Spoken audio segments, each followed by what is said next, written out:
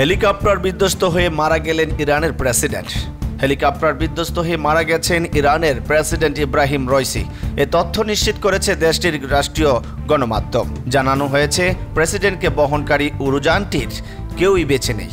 হেলিকপ্টারের আরও ছিলেন পররাষ্ট্রমন্ত্রী হুসাইন আমির আবদুল্লাহিয়ান ও পূর্ব আজারবাইজানের গভর্নর মালিক রাহমাতি।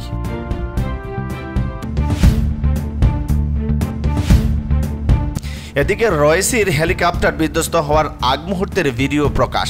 ইরানের প্রেসিডেন্ট ইব্রাহিম রইসিকে বহনকারী হেলিকপ্টারটি বিধ্বস্ত হওয়ার আগ মুহূর্তের ভিডিও প্রকাশ করেছে দেশটির রাষ্ট্রীয় টেলিভিশন।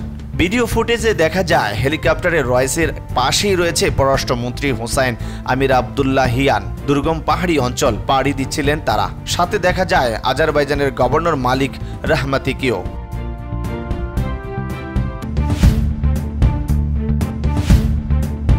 যুদ্ধ নিয়ে নেতানিয়াহুকে হুঁশিয়ারি দিলেন খোদ তার মন্ত্রী। গাজায় যুদ্ধ পরবর্তী শাসন ব্যবস্থা নিয়ে ফাটল স্পষ্ট হলো ইসরায়েলের যুদ্ধকালীন মন্ত্রিসভায়। এই ইস্যুতে আগামী ৮ জুনের মধ্যে সুনির্দিষ্ট পরিকল্পনা না এলে পদত্যাগের হুঁশিয়ারি দিলেন উপদেষ্টা বেনি গানজুত।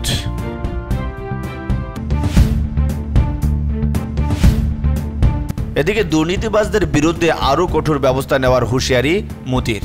৪ জুনের পর দুর্নীতিবাজদের বিরুদ্ধে আরও কঠোর ব্যবস্থা নেওয়া হবে।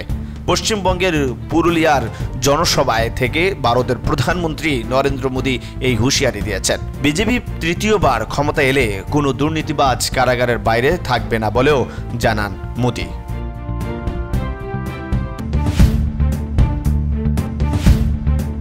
দেশে ফিরলেন ১৪০ পাকিস্তানি, আরও ফেরার অপেক্ষায়। কিরগিজস্তানের রাজধানী বিশকের আটকে পড়া ১৪০ শিক্ষার্থীকে দেশে ফিরিয়ে এনেছে পাকিস্তান। শনিবার রাতে বিশকেকে বিদেশি শিক্ষার্থীদের হামলার ঘটনার পর একটি বিশেষ ফ্লাইটে করে দেশে ফিরেন এই শিক্ষার্থীরা। পরবর্তীতে আরও অনেকে ফিরে যেতে পারেন বলে জানিয়েছে পাকিস্তানের স্বরাষ্ট্র মন্ত্রণালয়।